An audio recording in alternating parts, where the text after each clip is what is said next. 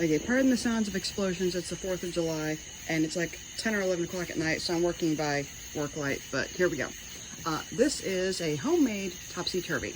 Topsy Turvy was the thing back about 15 or so years ago.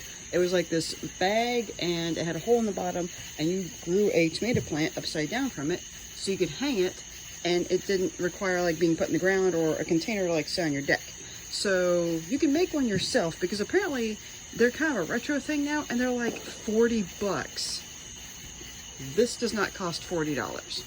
So what you do is you get a 5-gallon bucket. I use the one from Home Depot. If you can find one at Firehouse Subs, they're only like $3, and it goes towards Firehouse Charities, which is like firemen and stuff.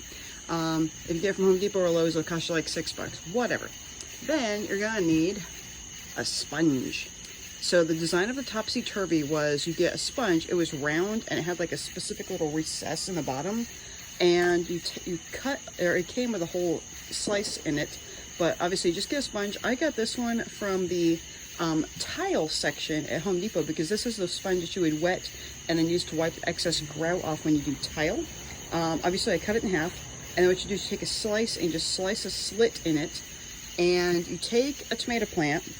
You take all the dirt off of it, just gently get all the dirt off of it until you've got roots, just bare roots, or enough that you can get through a hole.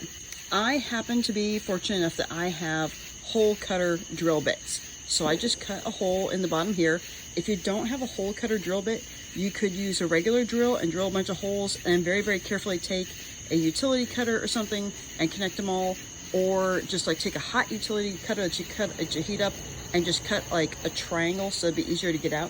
But either way, you need to get the root ball of the tomato plant up through whatever hole you have, but not so big that the sponge can't get up in there. So you put the tomato plant up in there, put the sponge inside there, and from the slit, you put the slit over it, and that's what keeps it in there.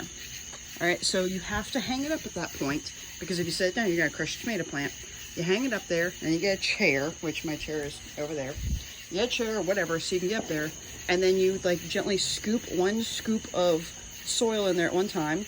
I used the planter plastic bucket that the tomato plant came in, scooped my soil 1 scoop at a time, and you gently arrange it, and you want to take off a couple layers of the stems, the shoots up here, and then everything that you shove up in there, because it's exposed to soil and water, is all going to become more roots.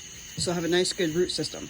So you want to take off a couple layers of the stems and shove it all up in there, and then you very carefully just arrange the soil and get it all up in there, and then you fill it to about where the top of the Home Depot line is here. Don't fill it all the way, you don't need all that.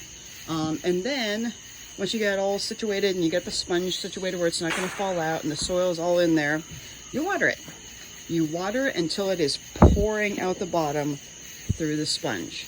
Then you've got all the soil saturated, the water goes down, it waters the plant, and in a couple of days, maybe a week, you'll notice that as this grows, it will grow and kind of like curve up.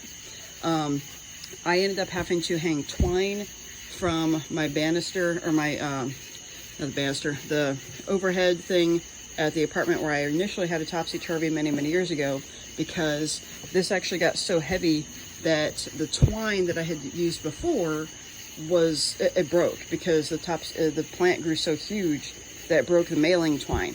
I am now using paracord, good old-fashioned paracord.